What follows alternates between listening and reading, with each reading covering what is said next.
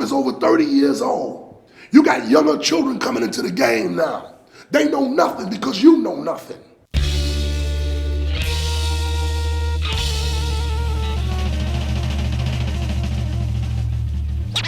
Now.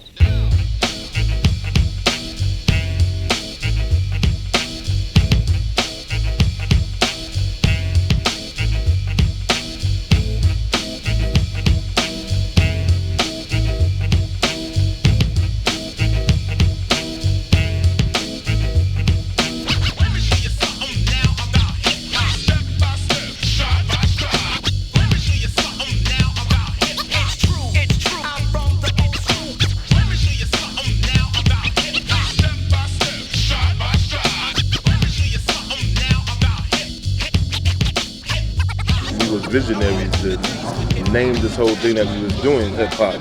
Cats was like had turntables. They was, they were taking their Pumas off, scratch. Everybody was a DJ. Everybody was a rapper. It was all about how you look, people, and was styling. Hip hop was of the community, for the community, and by the community. But the overall mentality, as was pushed forth by the Universal Zulu Nation, were the tenets of peace, unity, love, and having fun, the pursuit of happiness. See, hip-hop has become a major institution in the social fabric of America. The corporate world and the media is dictating what hip-hop is today. Hip-hop right now in America is about selling records. Hip-hop, all these teenagers who are getting locked up, those are our artists, so where are they going to learn that they have to be responsible? It becomes harder and harder when you grow up with generations of kids whose sense of the world comes primarily out of TV. African-American boys, specifically are struggling in school, but they'll know every lyric to like a 50 Cent song. I'm really worried about the drug war and the massive incarceration of African Americans, particularly and Latinos also. Where are we at as a community and how we going to use the culture of hip hop, to benefit the people? Without the linkage to the culture that it came from, not just the roots of hip hop, but where the hip hop came from, and without that spiritual connection and that knowledge, wisdom, and understanding, the whole thing's going to crumble.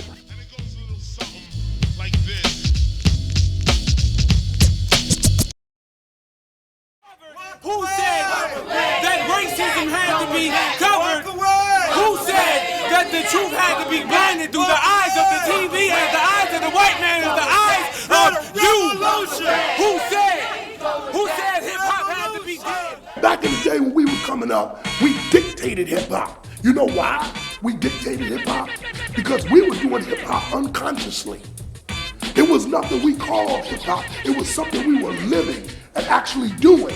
Nobody knew where it was going, what it really was, but it was electricity in the air that I have never felt since then. When I was hearing hip-hop, I was seeing graffiti, I was experiencing hip-hop culture before I knew it was a culture. This was tribal. This was a tribal drum. It was a vibe. And no, it didn't even have a name. We brought everything under the umbrella of the Zulu Nation, because before everything was like graffiti over there, DJs do anything here, MC might come out and do something here. So we decided to pull it all together and formulate this thing called hip hop, putting all the elements together to form this culture. The MC is ghetto music. Let's keep that straight. Second, the dance is African. Third, the DJ is the drum. Okay, fourth, graffiti. All of these were street arts. There was ghetto culture. So when they came to the neighborhoods and they seen this culture that was not a black culture, that was not a Latino-based culture, it was an everybody culture. Your individual style, how you dress, how you talk, how you rap, the music you listen to, the way you dance, all of these things become the way that you can express yourself and make a name for yourself, right? So style becomes the engine that drives the development of hip-hop culture. Somebody had a certain gimmick that they were pushing, or a certain look or a certain sound, you and your crew would try to do something as different as humanly possible so that, you weren't, biting off of them. And then you start paying close attention to what the early hip-hop DJs were doing, and they were absolutely redefining the tradition every time they chopped up a record, every time they took some whack single by the Monkees or the Rolling Stones, as Africa Bambaataa did, and put it in the middle of one of his party mixes.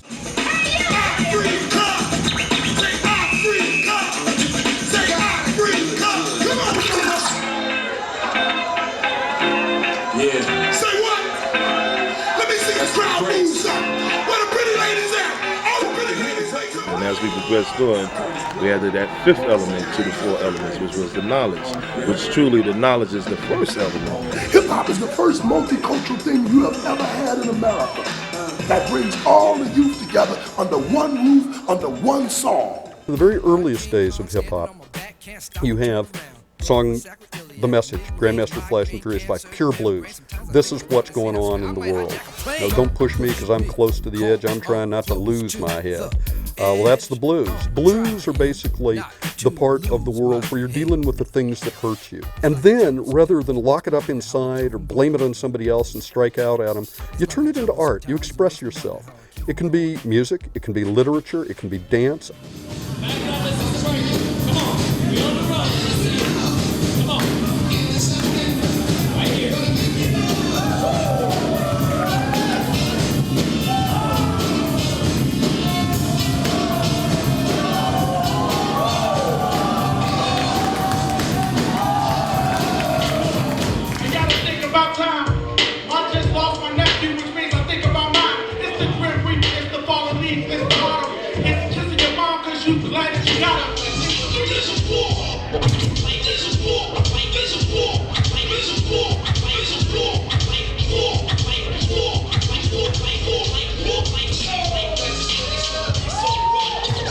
Quest for music made something out of nothing, out of old turntables and records, similar to a blues cat in the Delta making music out of a washboard. Early hip-hop, though, was also a party on one level. That check out the movie Wild Style, and I mean, you see the people just jamming, they're getting together, they're having church. It's outside, it's in the park, but they're dancing and they're connecting with something that's a lot bigger than any individual, and they're celebrating their ability to survive and to move on. And we came up with hip-hop back in the day in order to get free and to be able to use what it is that we've developed for the purposes that we need it for. But it's about connecting with an energy bigger than yourself, with other people, with your community. And at the end, where the blues simply reaffirm your existence, gospel offers the hope of redemption.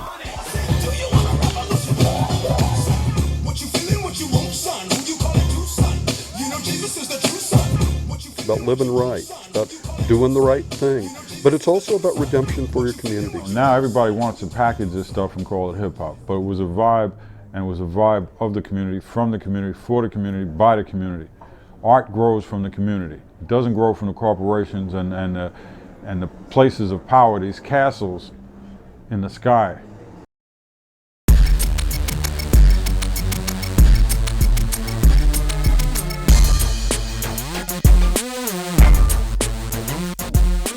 The problem is 10 years ago, we moved to this thing where we made the corporations that present the culture more important than the artists themselves, so that you only go to MTV and BET. They showing you what should be your style, like using the Source magazines and using the BETs and MTVs. They dictating to the world that this is hip hop, just this certain style of rap records. You make records to sell now. You make records to sell to the lowest common denominator now. There are a very small number of people who are the gatekeepers into the popular cultural world. MS Communication and Clear Channel Communications that own most of the radio stations now, because Michael Powell, the son of Colin Powell, who runs the FCC, has deregulated that to the point where these conglomerates are going around buying stations and programming the same music. So it doesn't matter if you drive from Cali to New York, you're going to hear the same 20 songs. And what we have now is a very frightening reality. We have people who are giving lip service to hip-hop, not understanding where it came from, not understanding the roots of the tree, and not caring. They market hip-hop music a lot to kids. So in which case, if you want to market 50 Cent as the toughest man on earth, a kid will believe that all day. And they'll go out and they'll buy the G-Unit clothes. I'm just using 50 Cent as one example. You buy the G-Unit clothes, buy the sneakers, buy the music, and try to live the same style of life that 50 Cent does. In Tanzania, we have started seeing gangs too, you know? Like you have the west side and the east side, and you know, we don't have a culture of gangs. But you know, this hip-hop, you know, 80% of what is in TV is this, you know, gangster rap and stuff like that. So people are thinking about diamond rings, but they don't have running water. People are thinking about Nikes, you know, like $60 for a pair of Nikes, while $60 can take a Tanzania maybe 6 months to get it. I refuse to have this discussion with people that don't think imagery can control people who don't have a sense of themselves. What happened was that those kinds of images of the hard edge of black life mapped all too easily onto deep-seated pop culture fantasies about black people, about the criminality of black people, about the sexuality of black people, and they mapped in perfectly with just the general American pop culture fantasies that turn women into objects, that celebrate violence. So, what's going to get projected onto the TV screen, what's going to get made into a commodity for sale? It's going to be the stuff that is easiest for a lot of people to consume without thinking about it. It becomes fantasy, which is what a lot of American pop culture is. Where whenever, it's realities, which means education, economics, enforcement, environment, are not controlled by the people, and they're coming from the outside and in, that means the fantasy state can actually get sold and accepted by the community a lot quicker than everywhere else. You ain't got your realities in order. So what's reflection at first ends up as a directed dictation from a boardroom. We're gonna sell you yourself because you ain't got yourself.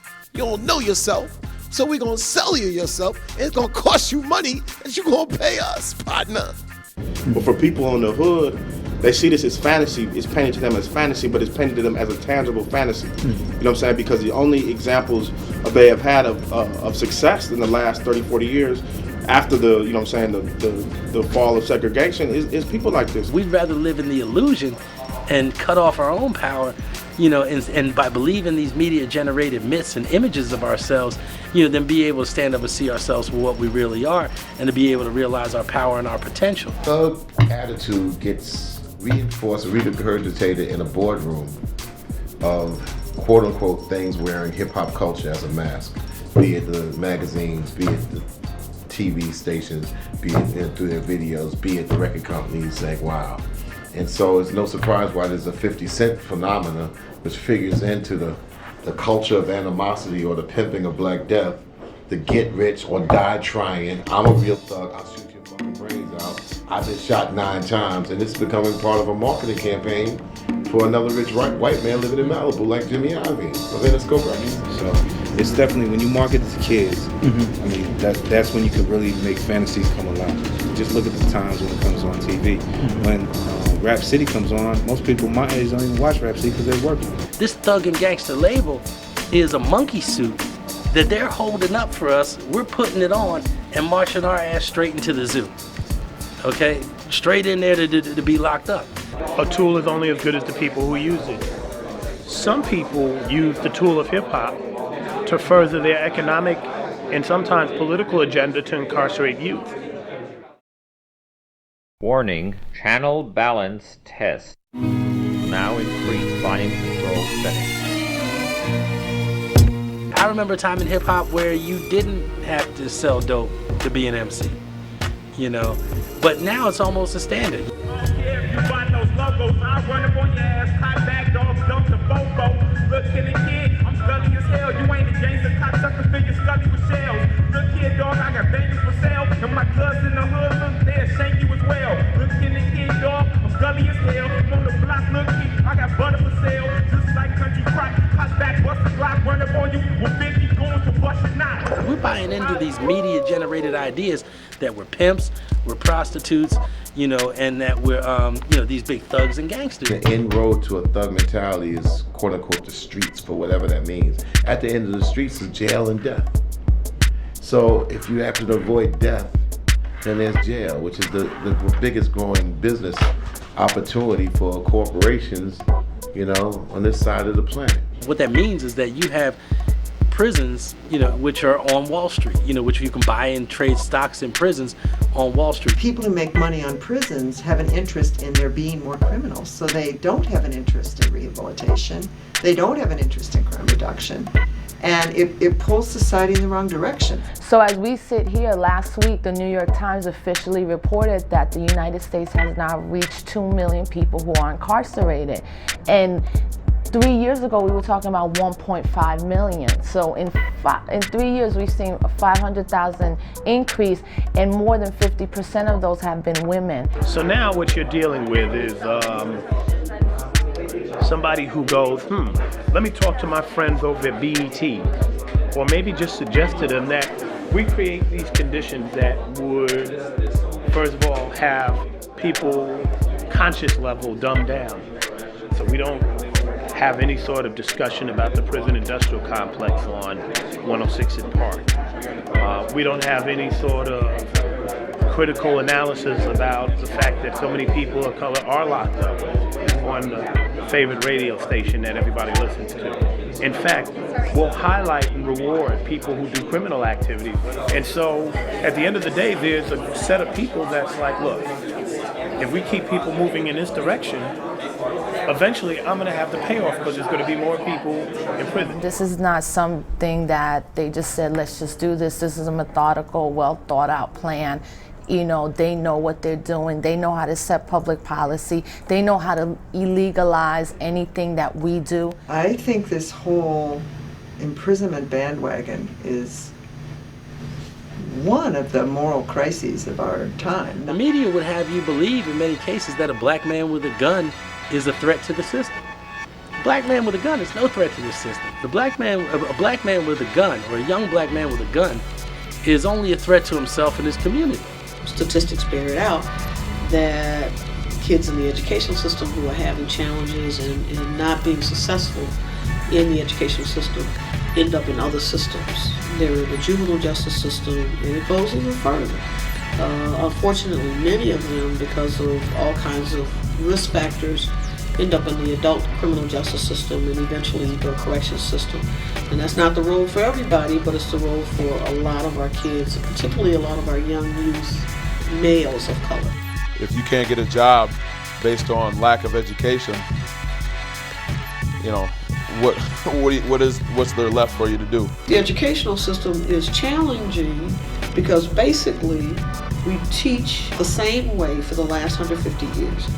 There have been very few differences. Even though society has changed, it hasn't happened. If you're not doing what's necessary to keep them engaged, to be able to keep them interested and active in learning, then they're going to shut down. We know in the schools that about half of the African American kids are not graduating high school. That's an extremely low number. It's a problem that is a reflection of us as a community that are just simply failing these kids. We're failing these kids miserably.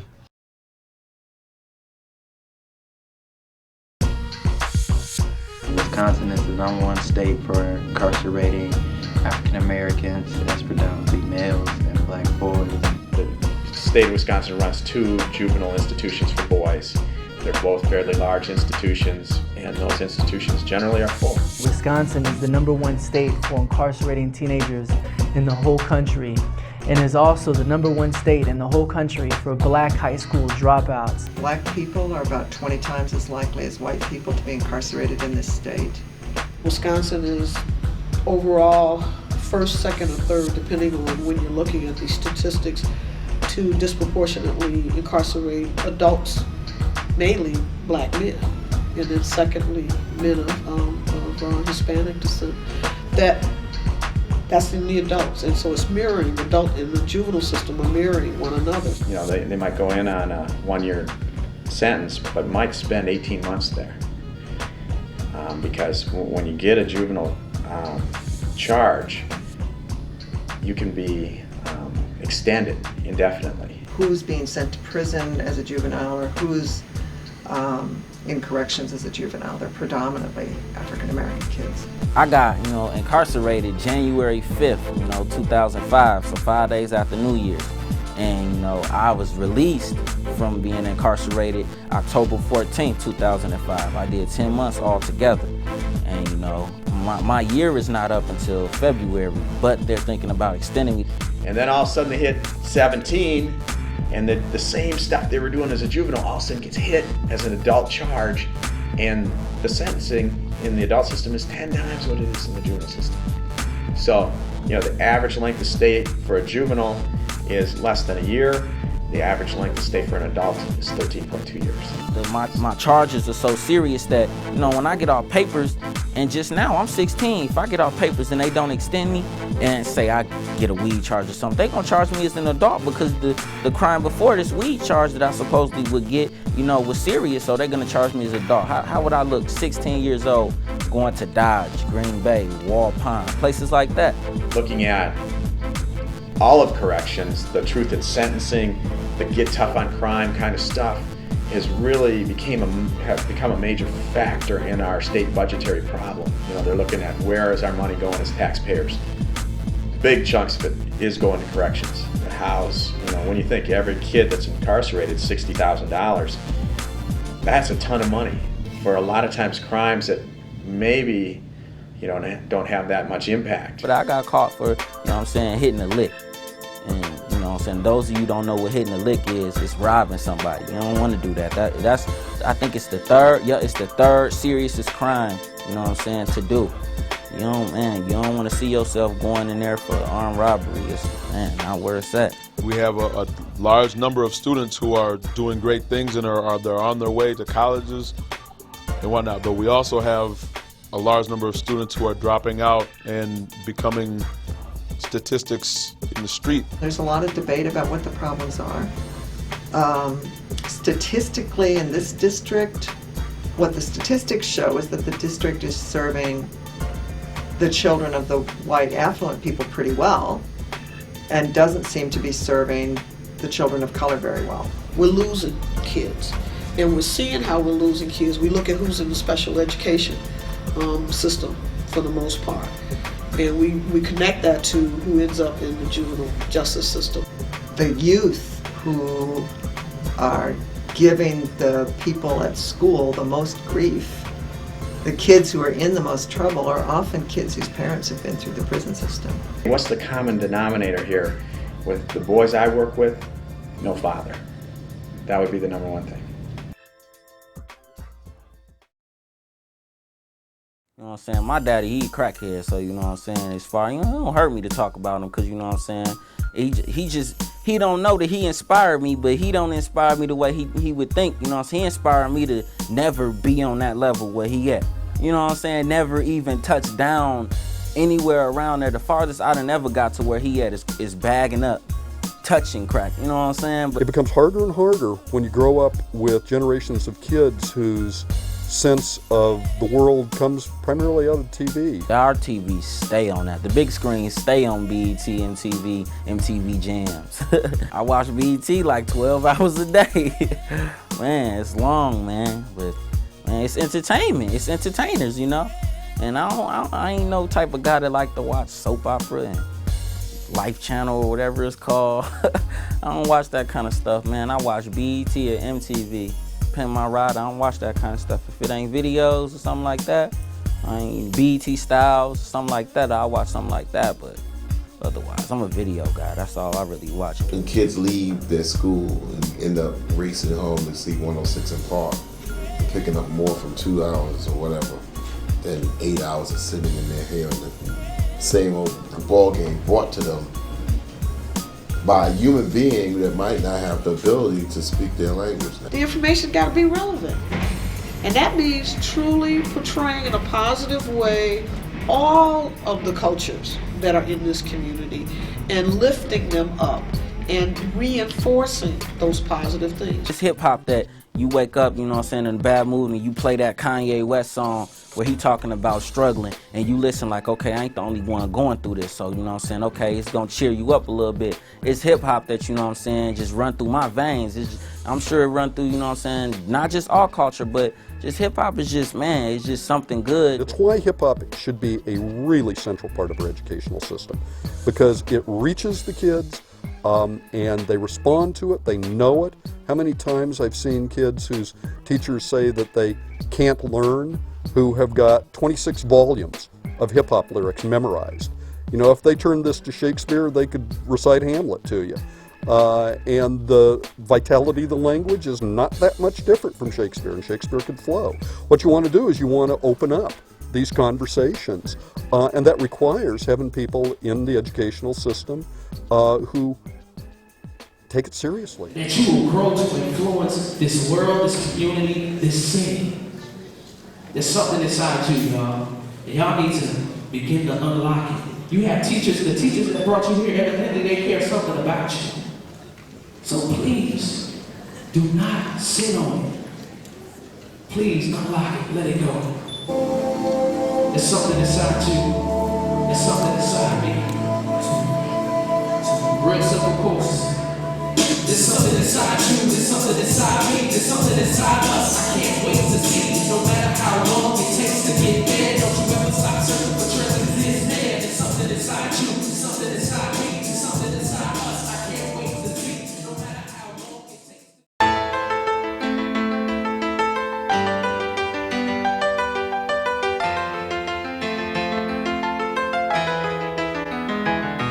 I don't want to go take showers with some old dudes again. I don't want to not be able to take, you know what I'm saying, a little bathroom and privacy, you know, some little things like that. You can't, I don't want nobody telling me how long I got to brush my teeth, how long I got to take a shower, how long I got to use the bathroom. I don't want to have to flash my car light on and off because I got to use the bathroom so bad I'm finna pee on myself, and staff come get you when they want to come get you to use the bathroom. You don't just sit there.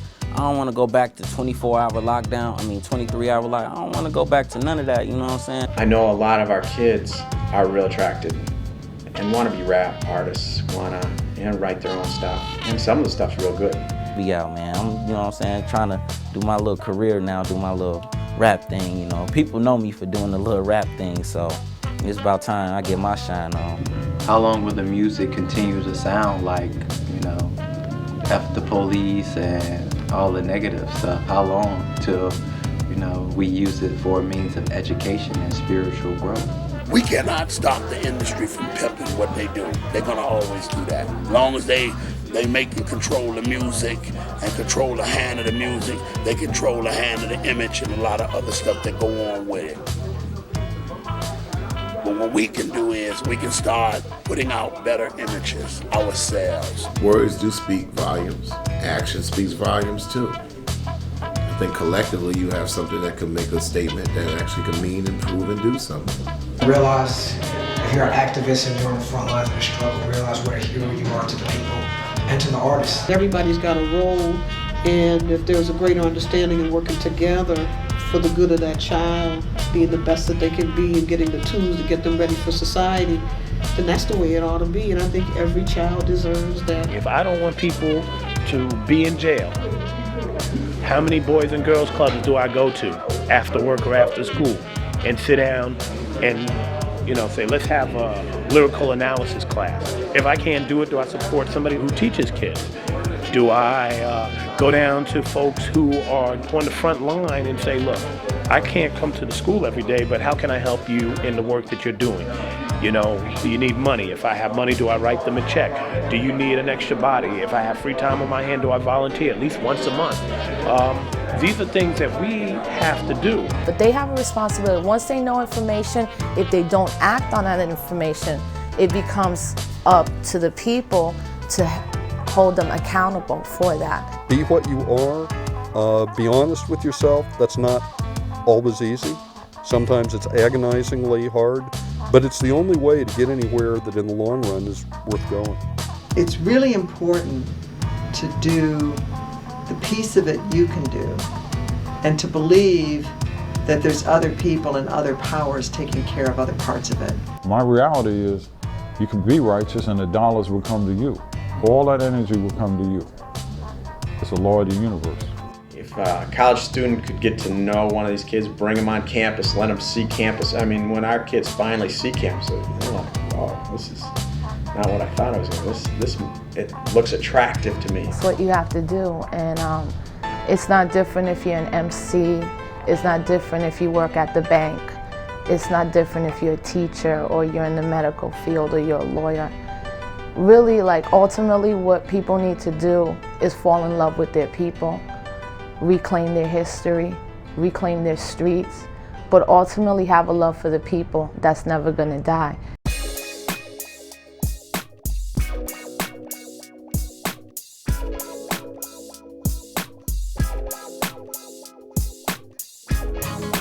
Life is not that important.